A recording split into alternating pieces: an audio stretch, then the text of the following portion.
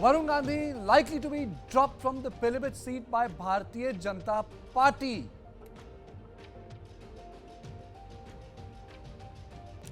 The first and on point is why Varun Gandhi is being dropped by Bharatiya Janata Party. What has he done to anger the BJP top brass? Is it part of a larger reshuffle? I will tell you all. Brijesh Pandey joins me in studio on this debate and Ajit Jha, senior journalist with me. But the larger issue is why this has happened, and let me play those graphics for you. There are certain issues which need to be addressed. The position which Varun Gandhi had taken. So Varun had written articles independent of party line. I think that really didn't go down pretty well. That's one. The second issue was that BJP hasn't accommodated Varun in the organization at the center, so that's the perspective from Varun Gandhi. Now he was seen taking an anti-party stand during the Kisan Andolan. So he went a little far on this issue. BJP insiders feel that only one Gandhi should be accommodated, which means Maneka is likely to get the seat. Maneka Gandhi, as I said, is likely to get the seat, but then there might be a situation whereby she may sacrifice her own seat. It happens in politics. But then it's not Congress, it's Bharatiya Janata Party. They may behave differently. But then it is also about this three-term MP. Has Gandhi's surname also become irrelevant to Bharatiya Janata Party? Maneka is the senior most member in current Lok Sabha. There was a time that Maneka was part of the anti-Gandhi group. Her being Gandhi, but despite that, she fought in 1990. The earlier election she lost against the family, but the subsequent election when the wave happened, she won the election. She only lost 1991 and since then she has been regularly getting elected to the Lok Sabha. So let me straight away go to Brijesh Pandey. Brijesh, can you just tell us why BJP is dropping Varun?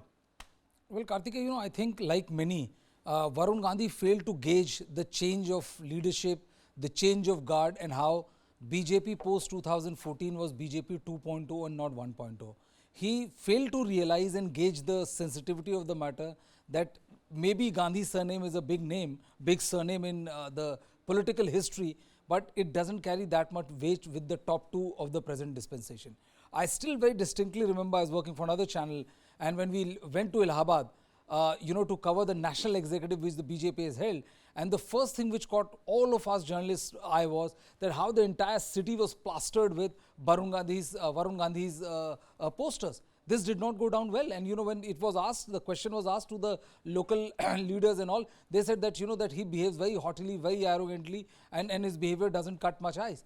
After that, later on in 2017, there was a there's a Vidhan Sabha election. BJP came back home with a brilliant majority, but Varun Gandhi was not accommodated. Varun Gandhi thought that he will be given a post which fits his status, but it was not given to him. And I think in 2019, situation had come to a level where there were serious thoughts in the party that whether we should accommodate both mother and son and give mother a ministerial berth, or should we retain both of them but not give them any ministerial berth.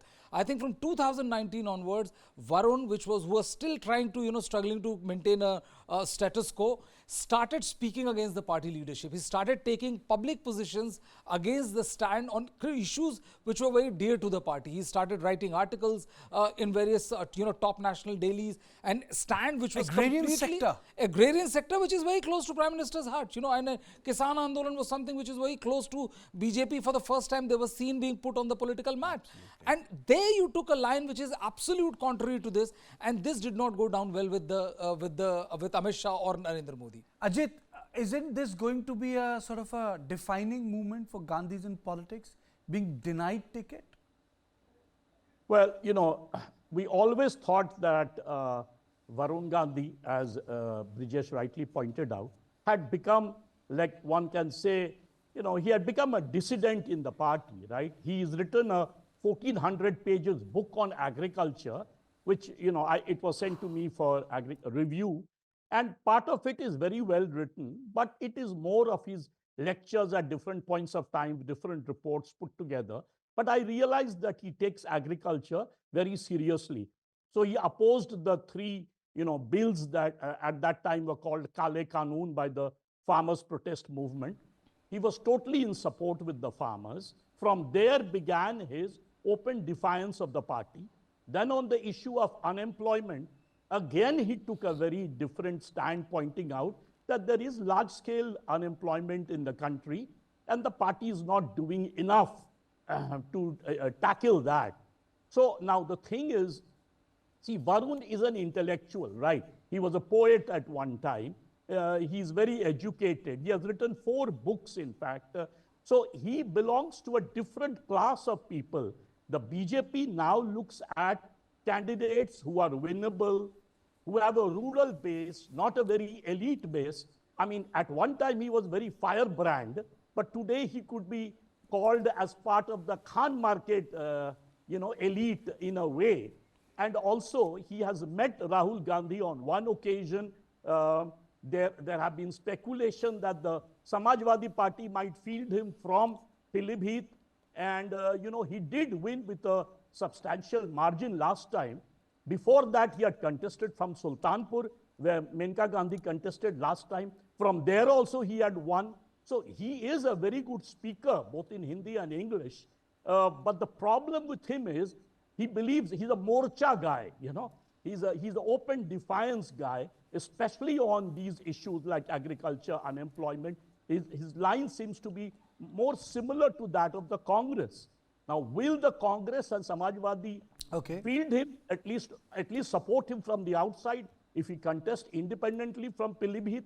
We have yet to see. But then I think he'll become a problem for the BJP party candidate because he does have a sort of following there. Obviously, it would have been smooth sailing for him. But it entirely, Ajit, depends on how Maneka is pushed. So, Brijesh, my question is, why will Maneka get the seat? Or is there a possibility for Maneka Gandhi to get a seat again? Well, I think, right now as we speak, there has been no firm indication, at least to the people I have spoken to her and around, is that there's been no indication given that she will be dropped. But one thing is very sure that, more than anything else, you have to understand that right now the BJP is working on a very, you either you shape up or you ship out kind of a philosophy. Winnability is not a criteria with Varun Gandhi. He won last election by more than 2.5 lakh votes margin. That's a massive margin. But the point is that you cannot be critical of government's party and still live to tell the tale. This is one thing which is very, very clear with the current dispensation, with any dispensation, which is strong in the center, strong is Samajwadi Party an option? Samajwadi Party is definitely an option. I think, I would see that, he may want to contest as an independent candidate with Samajwadi Party and Congress Party backing him. Then I think, this will become one of the most keenly watched, Lok Sabha constituency or election in the entire Uttar Pradesh. You see, Ajit, often only those independents or only those lightweight candidates surprise you if they are not in focus. For example, in 2009, Devagowda lost. And she lost to an unknown face, and then she also retired from politics in 2014, She's not even there. People even don't recall her name. But she was MP in 2009, and she defeated Devagowda. Or, for example, the victory in Nanded by an independent MP. No one thought that this is possible, but Nanded seat is now being held by an independent MP. So, do you think that Varun stands a chance as an independent in a polarized state like Uttar Pradesh? If he is supported by the Samajwadi and the Congress, I have a feeling he will make it very difficult for the BJP candidate to win. Because remember, Pilibhit I have been to Pilibhit, by the way, and one of the reasons he was very critical of the BJP stance, Pilibhit has a very large Sardar population, Sikh population, right? And they are all enterprising farmers. So one of the reasons he was opposed to the party line was because his constituents were pressurizing him. Now, because he took an open defiance, so they might campaign for him. Maneka Gandhi was born a Sikh. Well, Maneka Gandhi is born a Sikh. Maneka Gandhi is born a Sikh. Many people don't recall that. And there is nothing wrong. I mean, say, it's her constituency. You have a caste-based constituency. It's her constituency. But she's from Sultanpur, remember. She's 8-time MP. This will be her 9th time that she's going to contest. And last time, by the way, from Sultanpur, she did not win with a very big margin. In fact, counterintuitively, Varun, as Brijesh rightly pointed out, won with 2.5 lakh votes in Pilibhit. But Ajit, you know, is Varun an he's much more exception? popular. Is Varun an exception, or there's a larger play of things which we are missing? Let me play out the visuals of General VK Singh. You know, even General VK Singh was on radar, you know, likely to be dropped. So, Brijesh, the question is BJP clearing the way for a third, a fresh-looking party post 2024? There's a larger plan which is getting executed through Assembly and Lok Sabha elections? Well, you know, I would say that BJP is definitely want to blunt the anti-incumbency. That is the reason why, you know, closer to Ghaziabad, I mean in Delhi, they removed 6 out of 7 sitting MPs, and only Manoj Tiwari lived to tell the tale. You know, VK Singh last time won by a very big margin. It was one of the biggest. I mean, if I'm not mistaken, it is one of the top 5 margins in the Lok Sabha election. But he seems to have lost favor. I mean, the sort of Yeah, ministries he had. I and agree. Then the sort of, I would say the lightness of the ministry. I from mean, what the he lesser had is, mortals, like, you know, the case in contrast is S. Jaishankar. Yes. You know, like S. Jaishankar, this gentleman is a army chief. You know, he has a checkered career. It's not like, you know, there's a, that he's some low-rung general and all. But, you know, he was in favor. He went on to become foreign secretary like them, and then went on to be the foreign minister. But somehow, you know, General VK Singh could not inspire the confidence to that level. He was MOS in the first term. He is an MOS in the second term. That's a brilliant point. Ajit, you know, that's a very important point, you know. He was not promoted. 10 years, he has not been promoted. Look, if you let me compare UP with Madhya Pradesh and Rajasthan, Madhya Pradesh and Rajasthan, the BJP has dropped almost 50% of their sitting MPs. So there they control directly. UP, the first list, which was of 49 or 51 names, they hadn't dropped the sitting MPs. Okay, they took a safer line. Now the next 15 names that they are considering, in that they are at this moment, speculation is going on. I have a feeling Kaisarganj, Brijbhushan Singh, he might be dropped, but because he's a solid winnable candidate, despite his becoming infamous with that wrestler's charges of whatever it was, molestation and others, they are thinking of his wife, right?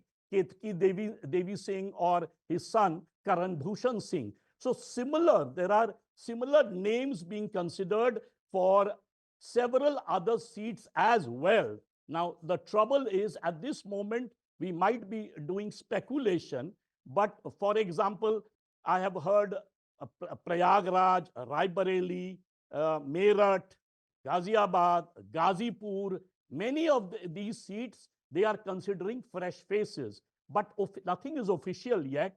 If we go on talking, it will be more in the realm of speculation, but obviously for winnability, they are like, for example, in Ghazipur, I was told the social composition has changed. So therefore, they might be changing the candidate. In some case, as I pointed out, it's because of a scandal.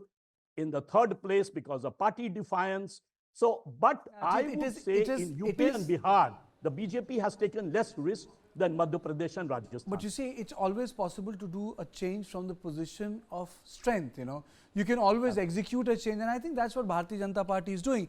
Today, it's at a position of strength. You know, Prime Minister has turned it into a legacy election. If we see the larger rubric, what has happened? They have consolidated themselves in the northern India, and they have taken the battle down to the southern India.